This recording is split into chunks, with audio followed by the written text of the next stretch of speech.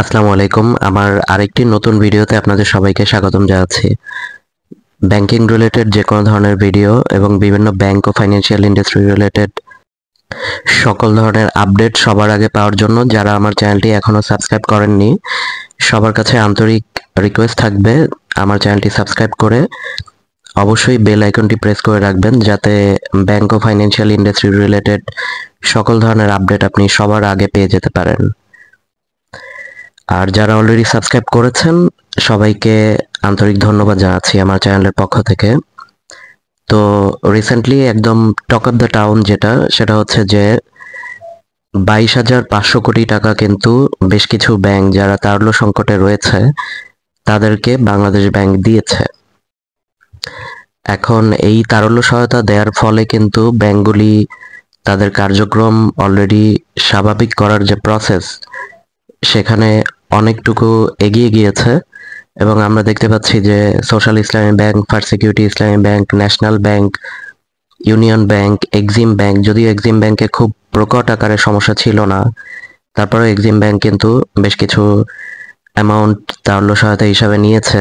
Global ইসলামী bank তারা বেশ ঝামেলার মধ্যে ছিল, তারাও কিন্তু তারল্য সহায়তা পেয়েছে এবং বাংলাদেশ ব্যাংক কিন্তু এই তারল্য সহায়তার ব্যবস্থা করে দিয়েছে। এবং আজকে শুক্রবার আমি ভিডিওটি রেকর্ড করছি, তো আশা করা যাচ্ছে আগামী সপ্তাহ থেকে কিন্তু অলরেডি বেশ কিছু ব্যাংক কিন্তু তাদের website plus Facebook page, LinkedIn page, বিভিন্ন সোশ্যাল মিডিয়াতে তারা কিন্তু পোস্ট দিচ্ছে যে তারা কিন্তু আগের মতো অলরেডি ব্যাংকিং কার্যক্রম স্বাভাবিকভাবে শুরু করছে। আসলে ব্যাংকগুলোর তারল্য সংকট এতটাই প্রকট ছিল, সেটি কিন্তু বাংলাদেশ ব্যাংক প্রথমে যে স্টেপটি নিয়েছিল অন্য ব্যাংকের মাধ্যমে বাংলাদেশ ব্যাংক গ্যারান্টি দিবে, তার মাধ্যমে তারল্য সহায়তা দিবে। আর অন্যদিকে মার্কেটে কিন্তু এক ধরনের প্যানিক ছিল যে ব্যাংকগুলো কিনা বন্ধ হয়ে যায় বা এই ব্যাংকগুলির কি হবে, আমাদের টাকা তারা ফেরত দিতে পারছে না। তো সেই অবস্থা থেকে আমি মনে করি বাংলাদেশ ব্যাংক এখন যে স্টেপটি নিয়েছে সেটি অত্যন্ত যুগোপযোগী এবং এই স্টেপের মাধ্যমে কিন্তু তারল্য সহায়তা পেয়ে ব্যাংকগুলি কিন্তু আবারও ঘুরে দাঁড়াবে এবং অলরেডি কিন্তু গ্রাহকদের মধ্যে এক ধরনের স্বস্তি বিরাজ করছে। তো মূল কথায় চলে আসি। মূল কথা হচ্ছে যে বিভিন্ন মিডিয়াতে দেখলাম যে বাংলাদেশ ব্যাংক আসলে টাকা ছাপিয়ে এই ব্যাংকগুলিকে তারল্য সহায়তা দিয়েছে। তো আমার ব্যক্তিগত অ্যানালাইসিস সেটি হচ্ছে যে বাংলাদেশ ব্যাংক কিন্তু আসলে এই বিগত টার্মের মতো যেভাবে টাকা ছাপিয়ে ব্যাংকগুলিকে সহায়তা করা হয়েছিল, যে কারণে মার্কেটের উপর সেটি কিন্তু একটি নেগেটিভ ইম্প্যাক্ট পড়েছে এবং সেটি কিন্তু ইনফ্লেশনের জন্য একটি বড় রিজন হিসেবে ছিল। কিন্তু বর্তমান সময়ে বাংলাদেশ ব্যাংক যেভাবে আসলে তারল্য সহায়তার ব্যবস্থা করেছে এটি কিন্তু আসলে কমপ্লিটলি ডিফারেন্ট একটি ব্যবস্থা।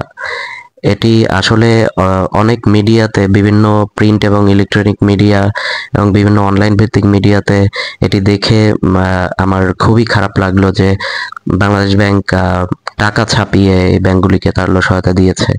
আসলে তারা কিন্তু টাকা ছাপিয়ে দিয়েছে এই কথাটি একদমই সত্য নয়। আমরা জানি কেন্দ্রীয় ব্যাংকের হাতে কিন্তু বাজার নিয়ন্ত্রণ এবং ব্যাংকগুলিকে নিয়ন্ত্রণ করে ওভারঅল মনিটারি পলিসির উপর কিন্তু যুগোপযোগী পদক্ষেপ নেওয়ার জন্য অনেকগুলি টুলস থাকে। Plan A, B, C, D এরকম বহুত অসংখ্য ধরনের প্ল্যান থাকে। তো সেই প্ল্যানের মধ্যে বাংলাদেশ ব্যাংক কিন্তু খুবই সুন্দরভাবে একটি প্ল্যান এক্সিকিউট করেছে এবং এটি আসলে কিন্তু টাকা ছাপিয়ে দেওয়া নয় একদমই। অনেক মিডিয়া এটাকে মিস ইন্টারপ্রেট করেছে যে টাকা ছাপিয়ে দিয়েছে। আসলে কিন্তু বাংলাদেশ ব্যাংকের যে বিল সেটি কিন্তু অনেকদিন ধরে নিলাম বন্ধ ছিল।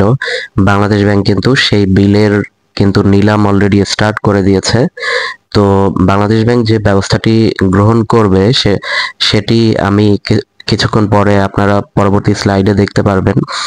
তো তার আগে বলে রাখি যে অলরেডি কিন্তু এই ব্যাংকগুলি টোটাল 22,500 কোটি টাকা তারল্য সহায়তা নিয়ে তারা কিন্তু তাদের স্বাভাবিক কার্যক্রম পরিচালনা করার পথে আরেক ধাপ এগিয়ে গেল এবং এর আগে যে 100, 200, 300 কোটি এভাবে তারা তারল্য সহায়তা নিয়েছে, সেটি দিয়ে আসলে তাদের প্রয়োজনের তুলনায় খুবই অপ্রতুল ছিল এবং সেটি দিয়ে কিন্তু তারা তাদের প্রয়োজন মেটাতে পারছিল না।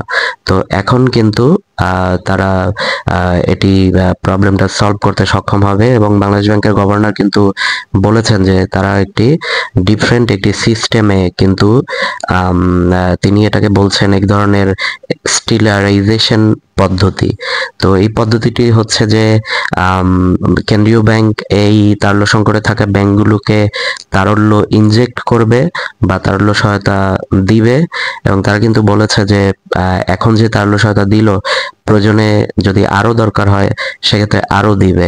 তো এখন কিন্তু গ্রাহকদেরও একটি দায়িত্ব আছে যে তারা কিন্তু তাদের এই কনফিডেন্সটা গ্রো করা দরকার বা তাদের এই বিশ্বাসটা আমি মনে করি অলরেডি হয়েছে যে আসলে বাংলাদেশের ইতিহাসে যেহেতু কখনো কোনো ব্যাংক বন্ধ হয়নি এবং ভবিষ্যতেও কিন্তু কোনো ব্যাংক বন্ধ হবে না। তো যে কথা বলছিলাম, বাংলাদেশ ব্যাংক কিন্তু বেশ কিছুদিন আগেই প্ল্যান করেছিল যে তারা এই যে তারল্য সহায়তাটা দিবে, তো সেটার যে ইম্প্যাক্ট সেটি কিভাবে কন্ট্রোল করবে। তো তাদের প্ল্যান ছিল বন্ডের মাধ্যমে অথবা ডিপোজিট ইন্স্যুরেন্স প্রিমিয়াম যেগুলি ব্যাংক জমা দিয়ে থাকে সেটির মাধ্যমে। তো সেটি না করে তারা কিন্তু তারল্য সহায়তা দিল এবং সেটার জন্য টুলস হিসাবে তারা যেটা করবে সেটা হচ্ছে যে মার্কেট থেকে কিন্তু সমপরিমাণ টাকা তারা বাংলাদেশ ব্যাংকের বিলের মাধ্যমে তুলে ফেলবে। আমরা স্ক্রিনে দেখতে পাচ্ছি যে তারল্য সহায়তা দিল সাপোজ এই 6টি ব্যাংকে, আর বাংলাদেশ ব্যাংকের স্টেপ হবে সেক্ষেত্রে বাংলাদেশ ব্যাংকের নিলাম, বাংলাদেশ ব্যাংক বিলের নিলাম অলরেডি অনুষ্ঠিত হয়েছে আপনারা জানেন এবং অলরেডি একটি নিউজ এসছে একটি মিডিয়াতে যে 452 কোটি টাকার মতো কিন্তু সেই নিলামে বিড হয়েছে এবং মার্কেট থেকে কিন্তু বাংলাদেশ ব্যাংক 452 কোটি টাকা তুলে নিয়েছে। তো এভাবে ক্রমান্বয়ে কিন্তু বাংলাদেশ ব্যাংক আস্তে আস্তে যে পরিমাণ টাকা তারল্য সহায়তা দিয়ে যাবে মার্কেটের উপর, যাতে সেটি আবার নেগেটিভ ইম্প্যাক্ট না হয়, সেটির কারণে যাতে ইনফ্লেশন বেড়ে না যায়, জনগণের যে ক্রয় ক্ষমতা সেটি কমে না যায়। তো সেই জন্য বাংলাদেশ ব্যাংক কিন্তু তাদের এই যে দীর্ঘদিন বন্ধ থাকা বাংলাদেশ ব্যাংক বিল সেটি নিলামের মাধ্যমে কিন্তু আবার এই টাকাগুলি তাদের কাছে ফিরিয়ে নিয়ে আসবে। তো এভাবে একটি কিন্তু চেক অ্যান্ড ব্যালেন্স হবে, যে টাকা বাংলাদেশ ব্যাংক তারল্য সহায়তা দিয়ে যাবে সেই টাকাটি তারা কিন্তু বাংলাদেশ ব্যাংকের নিলাম করার মাধ্যমে অন্যান্য যে ব্যাংক এবং আর্থিক প্রতিষ্ঠান আছে তারা এই নিলামে পার্টিসিপেট করবে এবং তারা এই বিল পারচেস করে সেটার এগেনস্টে কিন্তু তারা টাকা জমা দিবে এবং সেই টাকাটি কিন্তু মার্কেট থেকে কিন্তু কেন্দ্রীয় ব্যাংকের হাতে চলে যাবে। তো ফর এক্সাম্পল আমি ধরে নেই যে বাংলাদেশ ব্যাংক টোটাল 50,000 কোটি টাকা তারল্য সহায়তা দিল আগামী দিন মিলিয়ে, সাপোজ আগামী 1 মাসের মধ্যে। তো এভাবে তারা কন্টিনিউয়াস যদি বাংলাদেশ ব্যাংক বিলের মাধ্যমে আবার সেই টাকাটি তুলে নেয় তাহলে কিন্তু বাজারে চেক অ্যান্ড ব্যালেন্স হবে। সো এটি কখনোই বিগত টার্মের মতো টাকা ছাপিয়ে তারল্য সহায়তা দেয়া নয়, এটি একটি কমপ্লিটলি ডিফারেন্ট টুল এবং খুবই যুগোপযোগী একটি বাংলাদেশ ব্যাংকের পদক্ষেপ। তো এই ছিল আজকের আলোচনা। যারা ভিডিওটি ধৈর্য ধরে দেখলেন অসংখ্য ধন্যবাদ। আসসালামু আলাইকুম।